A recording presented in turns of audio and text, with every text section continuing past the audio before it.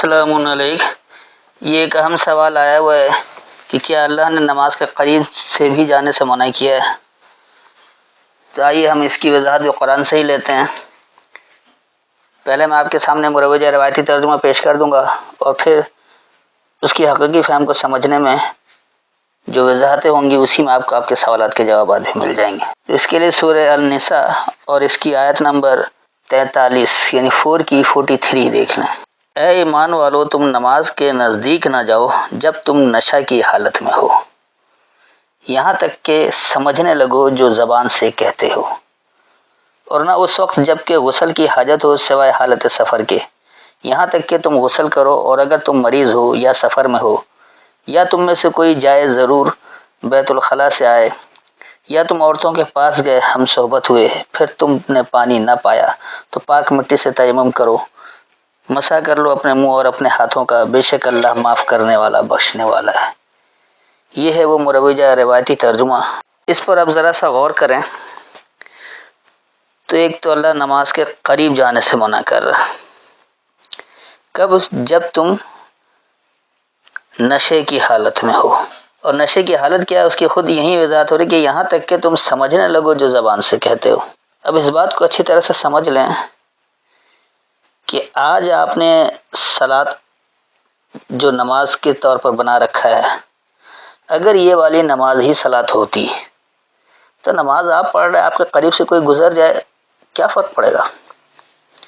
آج جو لوگ نماز پڑھتے ہیں ان کے قریب سے کتنے لوگ گزرتے ہیں، کیا کوئی فرق پڑتا ہے؟ مشاہدہ کر لیں۔ یہاں اللہ منع یہ کر رہا ہے کہ صلاۃ کے قریب بھی نہیں جاؤ جب تم اس کیفیت میں ہو کہ تم جو کہو وہ سمجھو نہیں۔ تو یہ تو پڑھنے والوں کو اللہ نہیں کہہ رہا، ان کو کہہ رہا ہے جو ابھی پڑھ نہیں رہے ہیں، ان کو یہ کہہ رہا ہے کہ تم بھی گزرو نہیں۔ یہ والی نماز ہے، اس میں کتنے لوگ گزر جائیں، ہزاروں لوگ گزر جائیں، جب بھی آپ کو کوئی فرق نہیں پڑے گا، آپ اپنی نماز پڑھ رہے ہیں اور وہ گزر رہا ہے، وہ سمجھے یا نہ سمجھے، وہ تو پڑھ ہی نہیں رہا، تو کوئی گزر گیا سامنے سے، اسے کیا ضرورت پڑے کہ وہ سمجھے؟ تو یقینی سی بات ہے کہ کم از کم یہ جو مروجہ نماز ہے یہ صلاۃ نہیں ہے۔ پھر اس میں یہ بھی کہہ رہے ہیں کہ غسل کی حاجت ہو سوائے حالت سفر کے، یعنی آپ حالت سفر میں اور غسل کی حاجت ہو تو آپ غسل نہیں بھی کریں تو چلے گا، لیکن اگر حالت سفر میں نہیں ہے تو پہلے غسل کریں۔ پھر یہ بھی کہہ رہے کہ اگر تم مریض ہو یا سفر میں ہو، یا تم میں سے کوئی بیت الخلاء سے آیا۔ اب مسئلہ یہ ہے کہ آپ خود بیت الخلاء نہیں گئے، کوئی دوسرا جا رہا ہے، تو آپ کی صحت پہ کیا فرق پڑ رہا؟ ہاں آپ خود اگر جائیں، یہاں تو ہمارے یہاں کہہ رکھا نا کہ ہوا بھی خارج ہو جائے تو وضو ٹوٹ گیا، لو جی اس کی نماز گئی، جبکہ یہاں دوسروں کو کہا جا رہا ہے کہ کوئی ایک آئے تو پھر بھی تمہیں غسل کرنا۔ یہ کیا بات ہوئی؟ جائے کوئی اور، بھگتے کوئی اور، کچھ سمجھ میں آتا ہے؟ پھر یہ بھی کہہ رہے کہ اگر تم عورتوں کے پاس گئے اور ہم صحبت ہوئے اور پانی نہ پاؤ تو پاک مٹی سے تیمم کر لو۔ پانی نہ ہو اور آپ مٹی سے تیمم کریں تو آپ مزید گندے ہی ہوں گے، صاف تو نہیں ہو سکتے، کیونکہ مٹی کی اس میں اللہ نے تفصیل نہیں دی کہ سوکھی ہو گیلی ہو کیا ہو، کچھ ہے ہی نہیں، تو یہ آپ کیسے کہہ سکتے ہیں کہ دھول سے یا فرش پر وہ دیوار پر ہاتھ لگا کر ہو جائے؟ یہ باتیں تو نہیں ہیں۔ یہاں تو یہ ہے کہ اگر پانی نہ پاؤ تو تیمم کر لو مٹی سے، پاک مٹی سے۔ اب مٹی پاک ہے یا ناپاک ہے اس کا فیصلہ کیسے کیا جائے گا؟ پھر یہ کہہ رہے ہیں کہ مسح بھی کرنا ہے منہ کا اور ہاتھ کا، گندگی کہیں اور لگی ہے، مٹی آپ لگوا رہے ہیں منہ اور ہاتھ میں اور اس سے پاک ہو رہے ہیں، پتہ نہیں کیسا پاک ہونا ہے، پاک کہتے کس کو ہیں اس کی بھی وضاحت نہیں ہے۔ پھر یہ بھی کہہ رہے کہ اللہ معاف کرنے والا بخشنے والا ہے۔ تو یہ ترجمے ایسے ہیں کہ اس میں آدمی ذرا سا بھی عقل و شعور استعمال کرے تو اس کی عقل کی سٹی گم ہو جاتی ہے۔ اب جو لوگ ان ترجموں کو قرآن سمجھ بیٹھے ہیں وہ قرآن پر اعتراض کرتے ہیں کہ دیکھو اللہ نے کیا بات کہی ہے، جبکہ یہ اللہ کی بات ہے ہی نہیں، یہ تو اس مترجم کی بات ہے۔ آپ نے مترجم کے ترجموں کو قرآن سمجھ رکھا ہے، یہ سب سے بڑی غلط فہمی ہے۔ تو آئیے ہم اس پر غور کرتے ہیں کہ ہاں بات کیا ہو رہی ہے۔ یا ایھا الذین آمنوا، اے ماننے والے لوگو، لا تقربوا الصلاۃ، تم صلاۃ کے قریب نہیں جاؤ، تم خاص سبق کے قریب نہیں جاؤ، کیونکہ صلاۃ اکٹھے بیٹھ کر روزانہ 2 وقت اللہ کی وحی کو سمجھنا ہے۔ تو اے ماننے والے لوگوں، تم خاص سبق کے قریب نہیں جاؤ، وانتم سکارا، یہ کہ جب تم سکر میں ہو۔ اور سکر کس کو کہا جاتا ہے؟ خود اللہ اس کی وضاحت کرے کہ حتی تعلموا ما تقولون، یہاں تک کہ تمہیں علم ہو جائے جو تم کہہ رہے ہو۔ تو جو آپ کہہ رہے ہیں وہ اگر آپ سمجھ نہیں رہے تو یہی کیفیت سکر کی ہے۔ اس میں شراب پینے کی بات نہیں ہے، نشہ کی کوئی بات ہی نہیں ہے۔ اب نشہ بھی کون سا نشہ؟ ہیروئن کا نشہ، سگریٹ کا نشہ، چائے کا نشہ، یہ بھی تو نشہ ہے۔ تو یہ تو بات ہی نہیں ہے۔ سکر کیوں ہو؟ سکر وہ کیفیت ہے جب آپ جو کہیں آپ اسے سمجھے نہیں، آپ کو علم نہیں ہو کہ آپ کیا کہہ رہے ہیں، اس کیفیت کو سکر کہا جاتا ہے۔ اور ہمارے یہاں خاص طور پر پاکستان کی مثال لیں تو ہر سرکاری محکمے میں جتنے افراد ہیں سب سکر ہی میں ہوتے ہیں، صرف عوام کو تنگ کرتے ہیں، پریشان کرتے ہیں، مسئلے کا کوئی حل نہیں ہوتا ان کے پاس، نہ انہیں پتہ ہوتا ہے وہ کیا کہہ رہے ہیں، بس ٹال دیتے ہیں، تنخواہیں لیتے ہیں۔ انہیں اس بات کا احساس نہیں کہ ان کی تنخواہیں حرام ہو رہی ہیں، اور یہ حرام کی کمائی جب وہ اپنی اولاد کو کھلا رہے تو اس پر کیا اثرات آتے ہیں۔ آج پورا پاکستان بد کردار لوگوں سے کیوں بھرا ہوا ہے؟ معاشرے میں با کردار لوگ کیوں نہیں آ رہے؟ بچپن سے حرام کھا رہے ہیں تو ان کی کیا ذہنی تربیت ہوگی، کیا ان کی ذہنی نشو و نما ہوگی، جن کو شروع سے اس بات کی پہچان ہی نہیں کرائی گئی کہ حق حلال ہوتا کیا ہے، کام کو پورا کرنا، مکمل کرنا، وقت پر کرنا۔ جب آپ کی تنخواہ جائے تو کہ آپ کام کرتے نہیں ہیں، بیٹھے بیٹھے حاضری لگاتے ہیں، چلے پر چلے جاتے ہیں، تنخواہ پوری لے رہے ہیں۔ اس کے بعد دیکھیے کہ آگے کیا آ رہا ہے، ولا جنوبن، اب انہوں نے اس کو حالت جنب کر دیا، یعنی کہ آپ کو غسل کی حاجت ہو، جبکہ یہ جانب سے ہے اور نہیں جانبدار رہو۔ آپ پہلے سے ایک جانبدار بن گئے نا کہ آپ کا تعلق سنی سے ہے یا شیعہ سے، آپ اس کی جانبداری کر رہے ہیں۔ آپ جس فقہ سے تعلق رکھتے ہیں آپ اس کے جانبدار ہو جاتے ہیں، تو جانبداری نہیں رہے۔ الا عابر سبیل، اب یہ بھی حالت سفر نہیں ہے، عابر کا مادہ عبر ہے، عین بیر ہے، اس سے عبرت لفظ نکلا ہے، فاعتبروا یا اولو الابصار ہے نا قرآن میں، عبرت پکڑو، بصیرت کی قوت والو۔ تو یہ عابری اسی سے، صرف راستے کی عبرت لینے والے، یعنی ایسے افراد جو کسی جانب نہیں، ان کا کہیں جھکاؤ نہیں ہے، وہ اللہ کے راستے کو سمجھنا چاہتے ہیں، اس سے عبرت پکڑنا چاہتے ہیں کہ ہم اس پر عمل کریں گے تو نتیجہ کیا نکلنا ہے، کیا اس میں کوئی انسانیت کی بھلائی ہے یا صرف ایسے ہی ماتھا ٹیکنا اور جھک جانا ہے جس کی قطعی کوئی حیثیت نہیں، نہ اس کا کوئی فائدہ نہ کوئی نقصان۔ اس لیے پھر آگے اللہ کر کے حتی تغتسلوا، یہاں تک کہ تم صاف ستھرے ہو جاؤ، غسل کر لو۔ یہ مطلب نہیں کہ وہ آپ پانی ڈال کے نہا رہے غسل کر رہے ہیں، شاور کے نیچے کھڑے ہو گئے غسل کر رہے ہیں، یہ چیزیں نہیں ہیں۔ غسل کہا جاتا ہے صاف ستھرے ہو جانے کو، منہ دھونے کو بھی غسل کہا جاتا ہے۔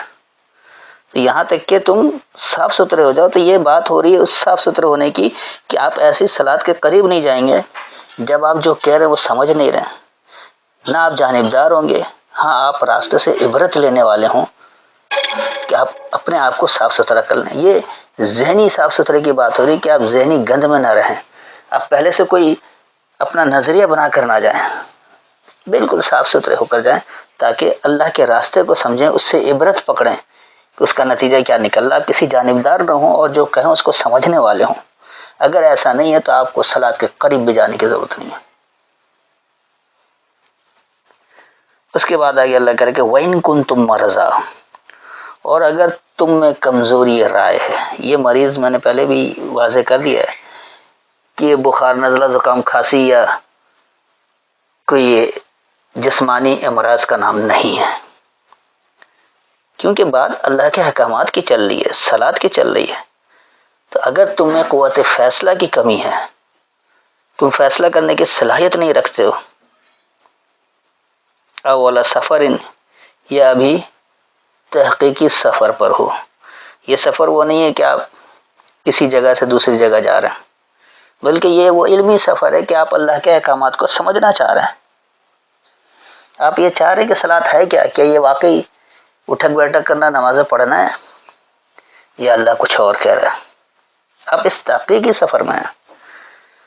او جا احد منکم من الغائط، یا تم میں سے کوئی ایک آئے انتہائی گہرائی سے، غائط غوطہ خوری اسی سے نکلا لفظ، تو گہرائی میں جائے کہ اللہ نے صلاۃ قائم کرنے کا حکم کیوں دیا ہے، اس کا کیا نتیجہ نکلنا ہے، نہیں کریں گے تو اس کا کیا نتیجہ نکلنا ہے، اگر صلاۃ قائم کریں گے تو اس سے فائدے کیا ہیں، صلاۃ قائم نہیں کریں گے اس کا نقصانات کیا ہیں.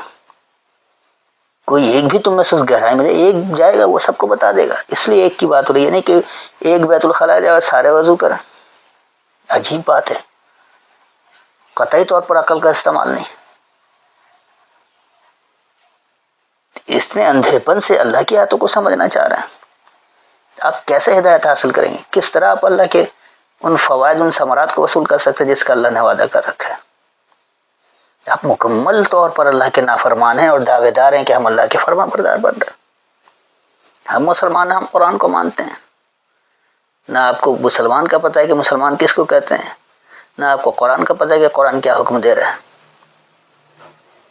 قرآن کی نافرمانی کر کے دھڑلے سے کہہ رہے کہ ہم قرآن کے دعوے دار ہیں، ہم قرآن کے ماننے والے لوگ ہیں. اس کے بعد دیکھیے آگے آ رہا ہے کہ اولا مستم النساء، مس جو ہے وہ چھونے کو یا پاس جانے کو نہیں کہتے. یہ تو شکر ہے کہ یہاں انہوں نے پاس جانے کا کہ ہم صحبت ہوئے، ایسے چھونا ویسے مس کا ترجمہ چھونا کرتے ہیں. یہاں پھر عورتوں کو چھوتے تو وہ کیسے وضو کرتے ہیں، کیونکہ عورت میں تو ماں بھی ہے، بہن بھی ہے، بیٹی بھی ہے، صرف بیوی کی بات تو نہیں ہے. اور صرف چھونے سے تو کچھ نہیں ہوتا.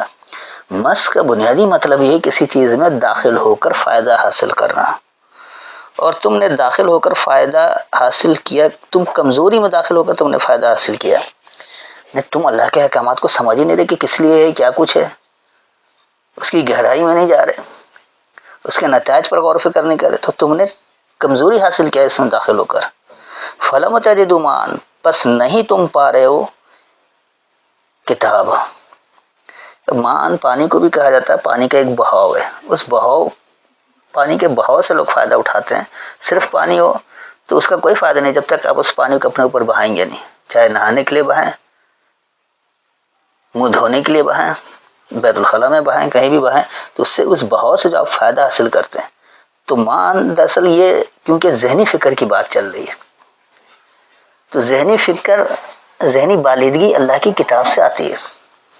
آپ کو اس کتاب کا بہاؤ چاہیے، تو پس اگر تم یہ کتاب نہیں پا رہے ہو، فتیمموا، پس تم ارادہ کرو.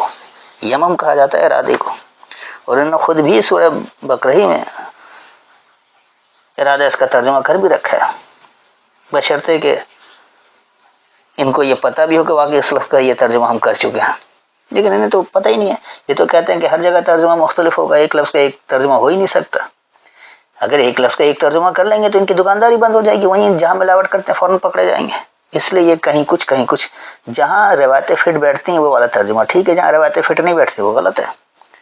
اور پھر اکابرین بھی ایسے ہی، جس کے پیچھے یہ لوگ چل رہے ہیں، جس کے انہوں نے الہ بنا رکھا ہے، جس کے حکم کی اتباع کر رہے ہیں، وہ سارے ایسے ہی، کیونکہ اللہ کے احکامات کی تو اتباع نہیں کر رہے ہیں.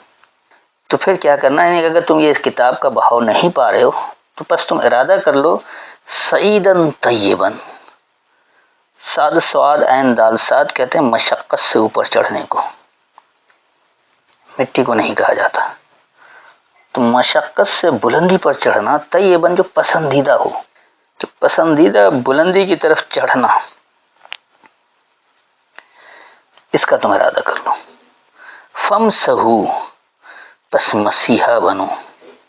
یہ مسا نہیں ہے جو ہمارے یہاں ویسے ہی گردن پر ہاتھ پھیر لیا اور مسا ہو گیا، ایسا ہرگز نہیں ہے. مسیحا کہا جاتا ہے کہ مشکلات سے نکالنے والے کو. تو پس مشکلات سے نکلو، اس کو صاف کرو کہ یہ مشکلات ہے کیوں، کہاں غلطی ہو رہی ہے، اپنے اعمال کا جائزہ لو، اس کو ٹھیک کر لو، وہ نتیجہ آ جائے گا. تو اس لیے اللہ کہہ رہا فمسحو بوجوہکم، بس مسیحا بنو اپنی توجہوں کو، اپنی توجہ کے مسیحا بنو کہ تم کیا عمل کرو، اس کا کیا نتیجہ نکل رہا ہے. تم بے مقصد عمل کیوں کر رہے ہو، با مقصد عمل کیوں نہیں کرتے جس کے نتائج بھی لوگوں کے سامنے آئے. وَأَيْدِيكُمْ، اور تمہارے سامنے ہے یہ سب کچھ. تم اگر اپنی توجہوں کی اصلاح کرو گے، اپنی توجہوں کو ٹھیک کرو گے، اپنی توجہوں کے لیے مسیحا بنو گے تو یہ نتیجہ بھی تمہارے سامنے آئے گا. اس کے بعد اللہ کہہ رہا ہے کہ ان اللہ، بے شک اللہ، کانا ہے، عفواً غفورا، عافیت سے حفاظت کرنے والا. تو اللہ تو بڑی عافیت سے حفاظت کرنے والا. آپ اللہ کے احکامات کے تحت عمل تو کریں، آپ اللہ کے حکم کی نافرمانی کریں اور آپ یہ چاہیں کہ عافیت سے آپ کی حفاظت بھی ہو، ایسا نہیں ہو سکتا. آپ اللہ کے نافرمان بن رہے، آپ کو سرکشی کا نتیجہ حاصل ہوگا، آپ بدامنی میں رہیں گے. نہ آپ کے کردار کی اصلاح ہوتی ہے، نہ معاشرے کی اصلاح ہوتی ہے، نہ معیشت کی اصلاح ہوتی ہے، نہ معاشرت کی اصلاح ہوتی ہے، اور نہ وہ اچھی ریاست بنتی ہے، نہ وہ بہترین نظام نافذ کیا جا سکتا ہے. تو یہ میں نے آپ کو ایک ایک لفظ کا ترجمہ بتایا، اس کی وضاحت بھی کی ہے. میں ایک بار اس کو خلاصہ اس کا بتا دوں تاکہ بات ذہن میں بیٹھ جائے اچھی طرح کہ بات کیا کچھ ہو رہی ہے. اللہ ماننے والے لوگوں کو کہہ رہا ہے کہ تم ایسے سبق کے قریب نہیں جاؤ کہ جب تمہاری وہ کیفیت ہو جو تم کہہ رہے ہو اسے سمجھو نہیں، یعنی تم شکر والی کیفیت میں ہو. تم جانبدار بھی نہیں بنو، کوئی ایک فیصلہ پہلے سے کر کے نہیں جاؤ، صرف تم راستے سے عبرت لینے والے بنو. اور یہاں تک کہ اس کے لیے اپنے آپ کو صاف ستھرا کر لو، اپنا تیار کر لو. اگر تم میں کمزوری رائے ہے یا علمی سفر پر ہو، یا تم میں سے کوئی ایک انتہائی گہرائی سے آ رہا ہے، یا تم نے کمزوری میں داخل ہو کر فائدہ حاصل کیا ہوا ہے اور تم اس کتاب کا بہاؤ نہیں پا رہے ہو، بس تم پسندیدہ مشقت سے بلندی پر چڑھنے کا ارادہ کر لو. اپنی توجہوں کو صاف کر لو، اپنی توجہوں کے مسیحا بنو، اور یہ تمہارے ہی سامنے ہوگا. کیونکہ جب آپ اس طرح اپنی توجہوں کو صاف کر کے اپنی توجہوں کے لیے مسیحا بنے کہ اس کا نتیجہ کیا نکلتا ہے، تو اس کے نتائج بھی آپ کے سامنے ہی ہوں گے. یہ سب کچھ تمہارے سامنے. تم خود اپنی اصلاح کرو گے تو اصلاح ہوگی. اگر آپ یہ چاہیں کہ کوئی آ کر انگلی پکڑ کر آپ کو سدھارے، ایسا نہیں ہوگا. اللہ نے بھی اپنی ہدایات دے دی ہیں کہ اب آپ کو ادھر ہدایت لینا ہے تو آپ اس کی کتاب کو کھولیں، اس کو سمجھیں، اس کے مطابق عمل کریں. آپ کتاب کے ماننے کے دعوے دار ہو کر اگر آپ نے کتاب کو بند کر کے اونچی جگہ حفاظت سے رکھ دیا ہے، اس کا احترام، اس کی تقدس کا خیال رکھتے ہوئے اسے ہاتھ لگانے کی نوبت نہ آئے، کسی کو اتنا اوپر کر دے رہے.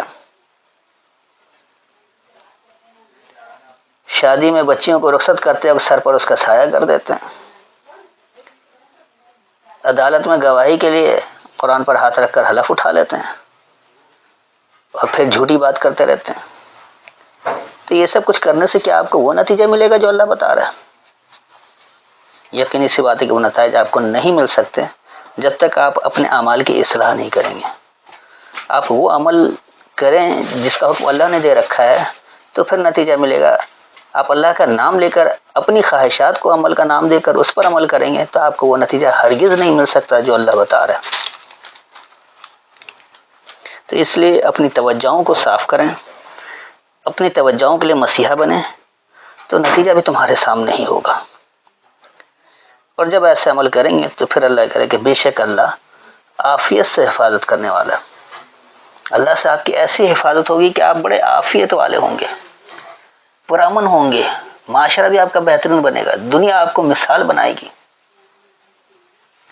دنیا چاہے گی کہ آپ جیسا عمل کریں، آپ جیسے باکردار بنیں، آپ کی باتوں کو اہمیت دی جائے گی، آپ کے ہر فیصلے کو اوپر رکھا جائے گا، آپ کے ہر فیصلے کا خیر مقدم کیا جائے گا، بلکہ آپ سے مشورہ لینے کے لیے لوگ انتظار کریں گے کہ ہمیں اچھا مشورہ دو. تو جب آپ اللہ کے احکامات کے مطابق اس کا عمل کریں گے تو پھر جا کر آپ کو ایسا نتیجہ ملے گا کہ اللہ بھی عافیت سے حفاظت کرنے والا ہے. اب دیکھیے اکثر لوگ کانا کا ترجمہ تھا کرتے ہیں. تو کیا اللہ بھی کبھی تھا ہو سکتا ہے؟ اللہ تو ہے اور ہمیشہ رہے گا. وہ ایسا کبھی نہیں سکتا صرف ماضی میں تھا اور اب حال اور مستقبل میں نہیں ہے، ایسا نہیں ہے. تو اللہ تو عافیت سے حفاظت کرنے والا ہے. آپ عمل کریں، اللہ کے احکامات کو اچھی طرح سے سمجھیں، صلاۃ کو سمجھنے کے لیے اپنے ذہن کو صاف ستھرا رکھیں، کہیں جانبداری نہیں اختیار کریں بلکہ راستے سے عبرت حاصل کرنے والے بنیں، فیصلے کی قوت کرنے والے بن جائیں، گہرائی سے سوچے سمجھیں، اس میں داخل ہو کر کمزوری نہیں حاصل کریں. آپ کتاب سے سیراب ہوں اور ارادہ کر لیں کہ آپ کو اگر پسندیدہ بلندی کی طرف جانا ہے تو آپ اللہ ہی سے ہدایت لیں گے. اپنی توجہوں کے لیے خود مسیحا بنیں، آپ کے سامنے اس کا نتیجہ آ جائے گا. بے شک اللہ جو عافیت سے حفاظت کرنے والا ہے. تو یہ تھی اس کی مکمل وضاحت. میں سمجھتا ہوں کہ میں نے ہر ایک کے سوال کا جواب بھی دے دیا ہے اور مکمل وضاحت بھی کر دی ہے. پھر بھی اگر کوئی تشنگی ہو، کوئی الجھن ہو، کوئی بات سمجھ میں نہ آئی ہو تو آیت کا حوالہ دے کر دوبارہ پوچھ سکتے ہیں. السلام علیکم.